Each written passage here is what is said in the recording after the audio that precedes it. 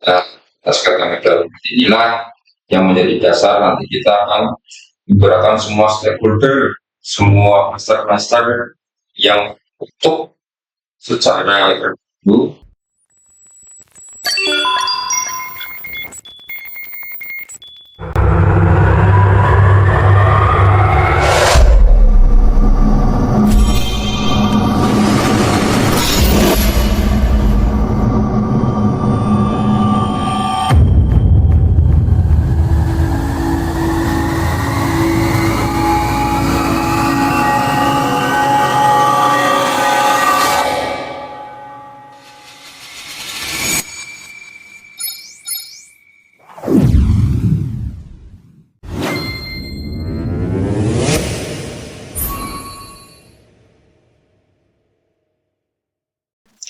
Assalamualaikum warahmatullahi wabarakatuh.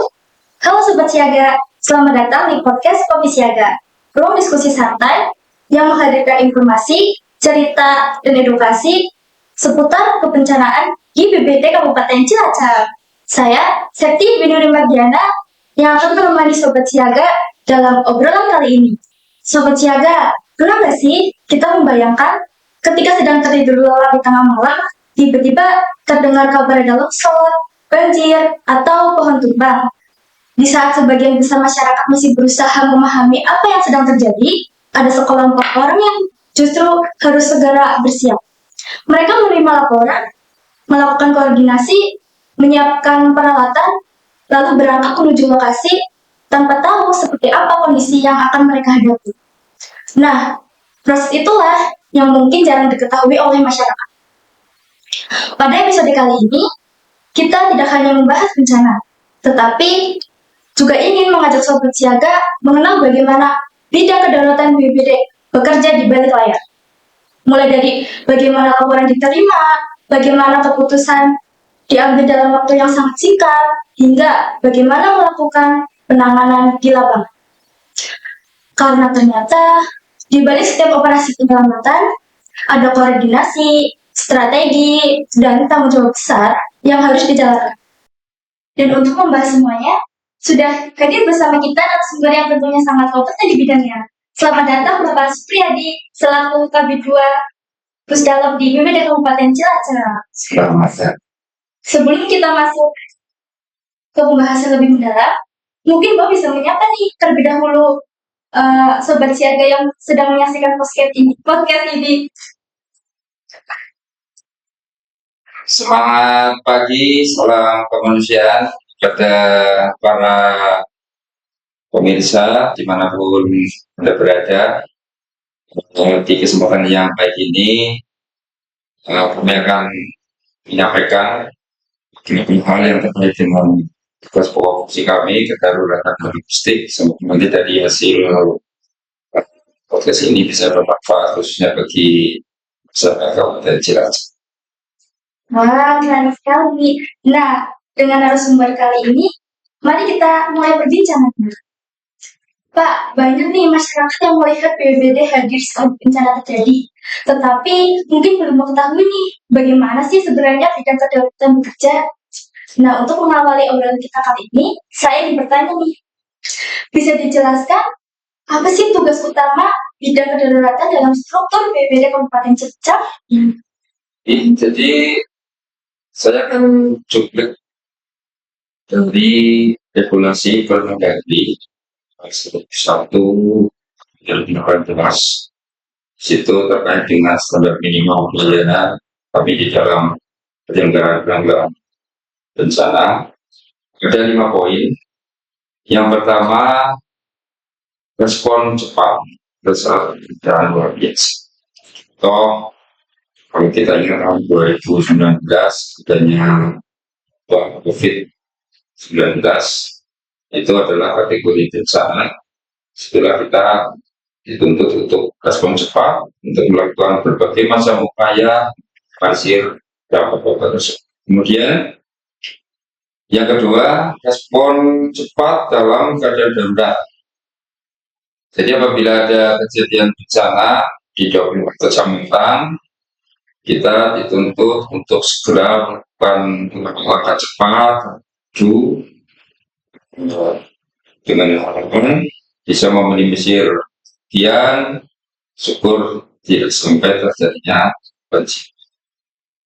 Kemudian tugas pokok kami yang ketiga terkait dengan posko. Jadi pada saat ada kejadian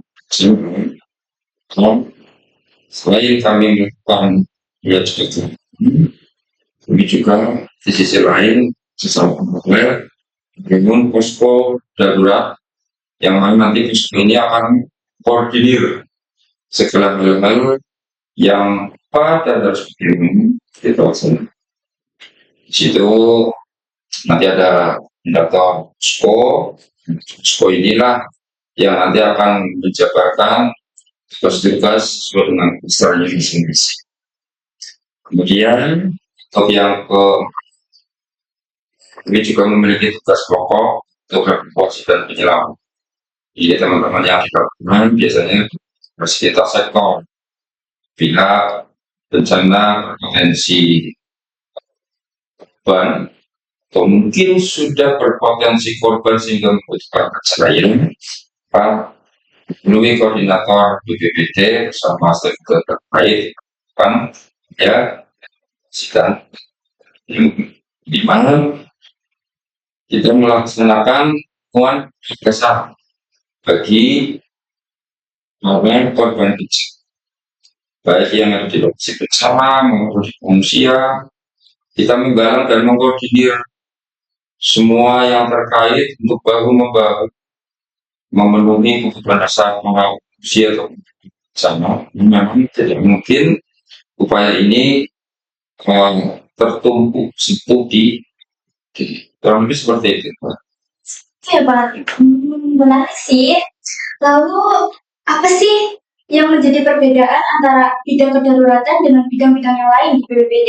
Ya, di BPBD yang pertama ada bidang pencegahan dan kesiapsiagaan. Ini memang fokusnya pada regulasi, kemudian upaya-upaya pencegahan, mitigasi, dan seterusnya. Nah, kami di bidang kedaruratan dan logistik ini bisa dibilang seperti bidang eksekutor ya. Pada saat ada informasi bencana, kemudian ada informasi keadaan darurat, yang kamilah yang menjadi garda terdepan untuk melakukan upaya-upaya 5 hal tadi, ya dari mulai respon cepat sampai dengan beras. Baik Bapak, selanjutnya kapan sih sebuah kejadian itu dikatakan sebagai kondisi darurat sehingga bidang kedaruratan ini mulai bergerak terjun ke lapangan? Ya, jadi kalau dalam kita menyikapi sebuah kejadian, ya kita sebut kejadian dulu ya, belum sampai apakah kejadian ini akan naik menjadi status darurat bencana. Yang pertama pada saat kita menerima informasi sebuah kejadian, kemudian dari informasi ini maka kita akan melalui UPT BKPB di setiap distrik itu akan menerjunkan personilnya untuk melakukan upaya namanya kaji cepat. Nah, kaji cepat ini ada 2 tahap kaji terkait dengan siaga darurat, kemudian kaji cepat keadaan darurat. Nah, ini di dalam kaji cepat siaga darurat ini ternyata tingkat kejadian tidak berpotensi bencana, artinya tingkat kerugiannya kecil, tidak ada ancaman korban jiwa. Nah, kejadian ini tidak kita naikkan menjadi status darurat, sehingga paling kita hanya memberikan bantuan stimulan, kemudian bantuan ringan untuk mengurangi lah istilahnya beban dampak dari kejadian. Mungkin seperti itu gambarannya ya. Baik Bapak, kemudian bagaimana sih kesiapsiagaan tersebut BPBD? Apakah emang ada sistem tiket atau selalu siaga 24 jam? Dalam melakukan upaya respon cepat, kami memang dibantu atau kami ada alat bantu, alat komando ya, yang mana di induk kita namanya Pusdalop ya, Pusat Pengendali dan Operasi.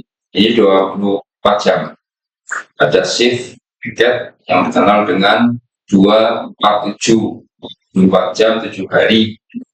Artinya memang ada petugas yang mengkol selama 24 jam. Kemudian atas informasi yang masuk kita distribusikan ke UPTD PKPB, unit pelaksana teknik daerah itu. PKPB adalah penanganan kedaruratan bencana daerah di distrik Senen, Koya, Sidoarjo, dan Cilacap. Mereka inilah yang menjadi badan untuk melakukan respon cepat tadi, sehingga dengan konsep komando seperti ini, pelayanan penanggulangan bencana di Cilacap sebaiknya bisa segera tertangani untuk hadir di tengah masyarakat membantu yang Baik Bapak, terima kasih atas jawaban. Nah, kemudian kita seringkali masyarakat itu hanya melihat petugas datang ke lokasi kejadian tersebut. Padahal sebelum itu tentu ada nih proses yang sangat cepat di balik layar yang belum diketahui. Nah, apa sih yang terjadi ketika laporan masuk ke Pusdalop? Ya, ini mungkin penting untuk diketahui masyarakat dan pemirsa sekalian bahwa respon cepat kami dengan institusi lain yang ditiru dengan institusi itu ini ada berbeda. Kalau di kami pada saat kita menerima informasi ini mulai speaker adanya kejadian di sebuah wilayah, informasi ini secara estafet akan dilakukan secara berjenjang dari piket, dan di atasnya lagi supervisor, manager, ya misalnya mungkin perwira piket gitu. Kemudian mereka melaporkan ke kami selaku bidang darurat logistik dan saya teruskan kepada staff kami pelaksana BPD. Kemudian dari hasil laporan kami biasanya akan ada saran, Pak ini mungkin segera ditindaklanjuti, apakah dipantau ya, direkap atau di monitor itu. Kalau kejadian ini membutuhkan dan harus segera cepat ke lapangan, beliau perintahkan juga secara jenjang kami sampai ke UPTD. Nah, nanti di UPTD yang perlu diketahui kalau UPTD di sana itu juga sebagai eksprovisionya kalah ya sana, sehingga mereka punya kewenangan sebagai komando di tingkat kecamatan untuk mengkoordinir segala sumber daya yang ada untuk melakukan langkah-langkah kecepatan penanganan awal. Nanti ada informasi balik, Pak itu harus membutuhkan mobilisasi mata, bantuan apapun dan sebagainya. Nah, maka nanti tersampaikan ke kami, Pak Fadil mengkoordinir segala sesuatunya sehingga jalur komando yang memang sudah dibentuk. Itu mungkin barangkali lebihnya. Baik Bapak, selanjutnya bagaimana sih proses verifikasi laporan sebelum tim bidang kedaruratan itu diterjunkan ke lapangan? Ya, jadi sebagaimana tadi saya sampaikan di awal, bahwa untuk sebuah kejadian belum dinaikkan statusnya menjadi darurat, namanya kerja cepat siaga darurat. Kita di situ akan mencatat yang pertama adalah nama kejadian, contoh misalkan banjir. Nah, kemudian tim kaji cepat ini yang disebut dengan tim reaksi cepat ini akan menginventarisir nama bencananya, kapan kejadiannya, di mana, kemudian yang terdampak ini berapa kakak, jiwa, jenis kelamin, berdasarkan umur, ya dan seterusnya. Nah ini menjadi penting untuk nanti untuk bahan bantuan apa yang pas sesuai dengan tadi dalam kan.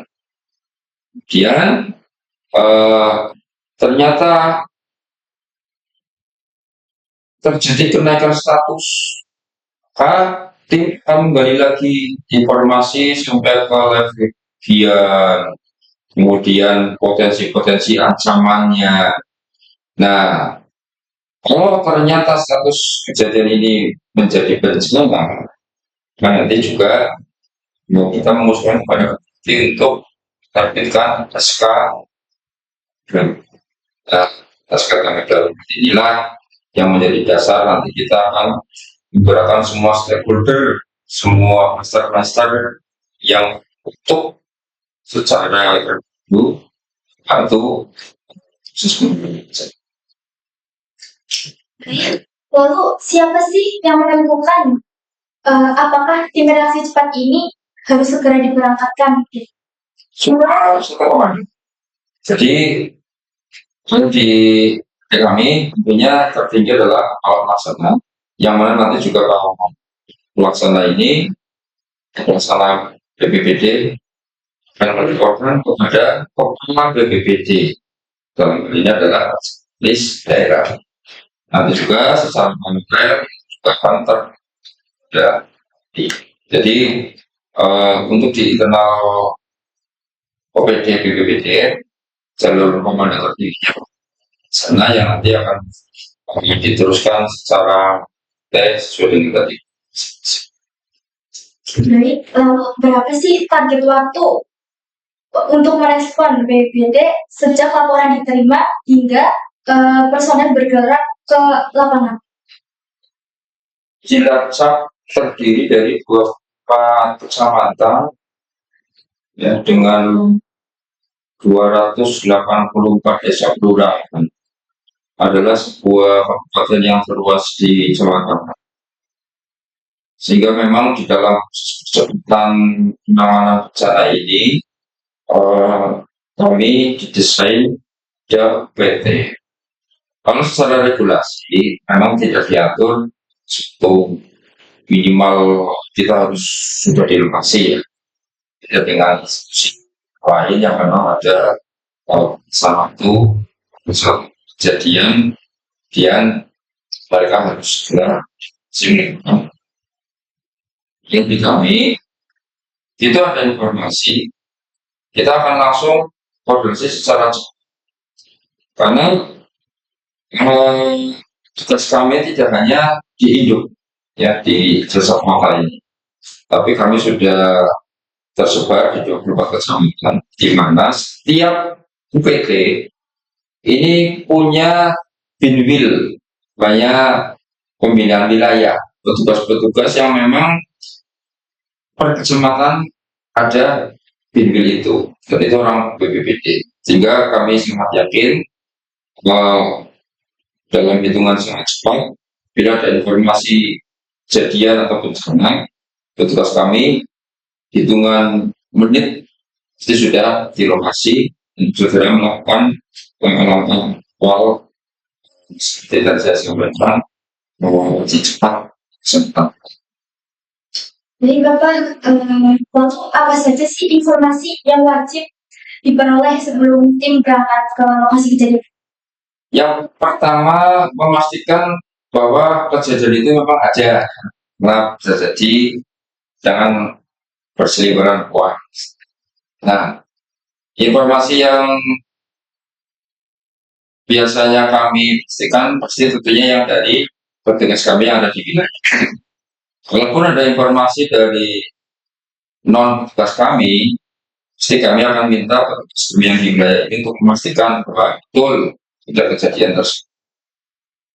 Kemudian setelah itu dinyatakan fix Ya maka tadi proses langsung berjalan secara cepat, secara paralel, langsung mengidentifikasi data yang paling penting eh, kita gali selain tadi memastikan memang kejadian atau bencananya itu ada, adalah memastikan bahwa kejadian atau bencana ini tidak ada korban. Kalau sampai ada korban, ini sudah terjadi ya. Jadi kita harus eh, memastikan bahwa kejadian ini fake tidak ada korban. Kita sebetulnya mungkin kalau memang diperlukan mengungsikan. Kalau sampai ternyata di situ ada korban yang dan yang tim fokus dulu di situ. Fokus ke penyelamatan orang yang mungkin terjebak sama atau mungkin kemarin kejadian di Majenang Desa Cibenying di Gondongsong ini fokusnya ke situ. Sama juga ada yang fokus di pengungsian. Jadi dalam konteks bencana maupun keadaan darurat lainnya, yang nomor satu adalah teman dari pencipta. Itu yang kita pastikan. Nah, nanti rebet, kemudian kesal, sudah tidak ada potensi korban jiwa. Itu Pak. Nah, kalau tadi kan kita sudah membahas tentang tim sebelum berangkat ke lapangan. Nah, kali ini saya ingin membahas bagaimana sih kondisi tim yang sudah berada di lapangan. Nah, ketika tim sudah berada di lokasi tersebut, apa langkah pertama yang dilakukan oleh tim di bidang kedaruratan tersebut? Yang pertama tadi kita pastikan, begitu kita sampai ke titik lokasi, dan di sini ada korban. Instruktur, ya, kayak tadi saya sampaikan, dampak longsor ini semuanya berhasil menyelamatkan diri. Yang bisa menyelamatkan diri semua, di kita bagi tugas dan yang fokus ke kemudian betul dasar bagi fungsi. Kedua, bila ternyata masih ada korban di dalam lokasi bencana ini, kami ke penyelamatan dan evakuasi. Nah, di sini memang kita biasanya berbagi tugas institusi spesialis keuangan penyelamatan seperti Basarnas, kemudian dia dari teknik juga. Itu yang menjadi crucial di saat kita datang. Kemudian apabila ternyata statusnya ini bencana dan apalagi mungkin kategori luar biasa, maka kita akan mendirikan posko terpadu di mana nanti untuk mendata, menginventarisir sesuatu yang memang diperlukan dalam proses nanti pemulihannya. Ya, posko ini nanti akan berdiri selama status programnya di Nah, lalu bagaimana sih Bapak itu menentukan prioritas penyelamatan di tengah kondisi yang serba terbatas? Prioritas yang kami lakukan dalam kalau bicara terbatas, hampir memang di setiap penanganan bencana ini seringkali kita dihadapkan dengan beberapa keterbatasan ya, baik keterbatasan tan maupun logistik dan sebagainya lah. Tapi itu hal biasa bagi tim darurat. Kita memang kondisi kejadian atau bencana di setiap wilayah ini kan berbeda-beda. Ada di tengah berbukit, kemudian hutan, kadang susun dengan istilah memang penting di awal masa kita bangunan ini berkomunikasi dengan tempat dari basic padu sehingga ke bawah, kemudian berbincang dan yang terkait lainnya untuk secara bersama-sama ini mengambil langkah-langkah untuk tadi mengurangi tantangan hambatan itu tadi. Contoh, sos nih, sos menuju ke titik bencananya sulit. Kita harus kemana ini? Dari teman-teman yang ada di wilayah ini biasanya kan mengambil informasi, Pak, nanti lewat sini saja, kita akan langsung menuju ke titik lokasi. Itu salah satu strategi untuk uh, si bulan dan untuk bisnis. Baik, lalu bagaimana sih proses pembagian bentuk tim reaksi cepat dalam melakukan penyelamatan? Kami ada di dalam SK Bupati memang yang mengatur terkait dengan pembentukan tim reaksi cepat ya. Bahwa di dalam tim reaksi cepat ini kita dibagi dalam beberapa kelas.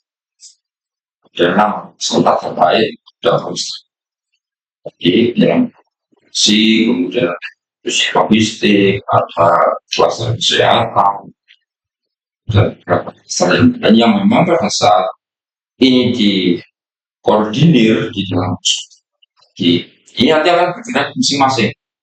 Contoh nih, untuk pemenuhan kebutuhan dasar si sekarang permakanan, ini koordinatornya dinas sosial nih yang punya stok permakanan.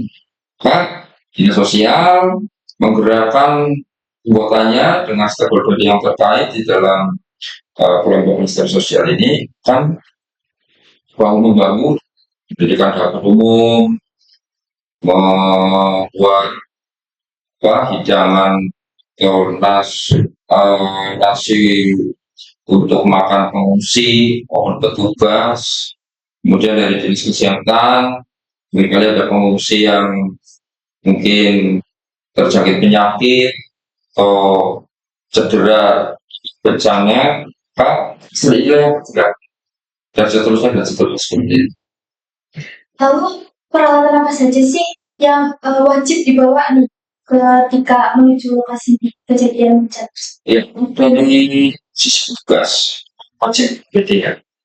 Yang menuju sama tugas memang jadi saat itu kemudian sampai sus tidak mau suatu seperti ini memang sudah tugas. Karena memang ada sebuah kejadian di sebuah kejadian darurat tadi, tugas karena cedera di kepala, di kaki. Ini makanya tidak menutup kemungkinan hal ini terjadi oleh tugas. Dan ini insya Allah oleh petugas darurat, baik BPBD maupun lainnya, ini sudah menjadi SOP yang kemudian terkait dengan peralatan, tentunya di awal pasti lebih ke peralatan desa yang mana ini sifatnya untuk proses evakuasi dan penyelamatan.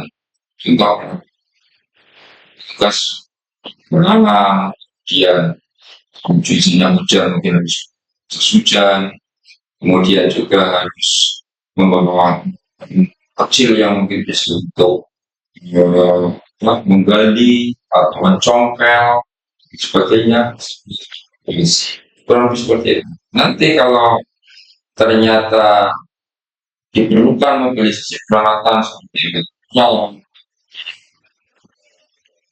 lainnya, ini nanti secara memang juga berdasarkan informasi cepat dari timnya. Lalu dalam situasi apa sih kapan dan kapan BPBD itu memutuskan untuk meminta bantuan dari instansi lain seperti TNI atau Polri atau instansi lainnya? Ya, jadi skala darurat sehingga kami harus mengkoordinir dan mendirikan posko terpadu. Tentunya yang pertama tingkat masifnya ya, luasan kejadian bencananya, apalagi kalau sampai berdampak terhadap masyarakat skala luas. Jadi menimbulkan pengungsian sampai mungkin kurang lebih di atas 50, kemudian apalagi kalau sampai ada indikasi korban terjebak atau korban yang diperlukan evakuasi. Kemudian tingkat kesulitan yang sehingga Tingkat kesulitan ini membutuhkan kolaborasi. Misalkan lokasinya yang sudah dijangkau, sehingga kita harus membutuhkan tim rescue, yang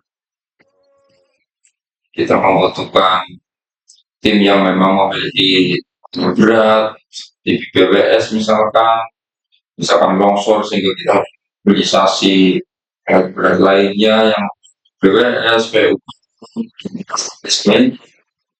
Jadi kondisi di lapangan ini sangat dinamis, tapi secara garis besar, yang pertama adalah kapan kami harus mengkoordinir tadi semua klaster tim kerja cepat satu yang rencananya sehingga status yang koridor kemudian jumlah pengungsinya, kemudian tingkat tantangan kesulitan apa tadi dilakukan sehingga membutuhkan pengungsi seperti itu. Oh ya Pak, kayaknya Sobat Siaga sudah mulai nggak fokus nih. Bagaimana kalau kita lanjut ke part selanjutnya? Terima kasih sudah menyaksikan video ini. Jangan lupa like, komen, dan subscribe ya. Bye-bye.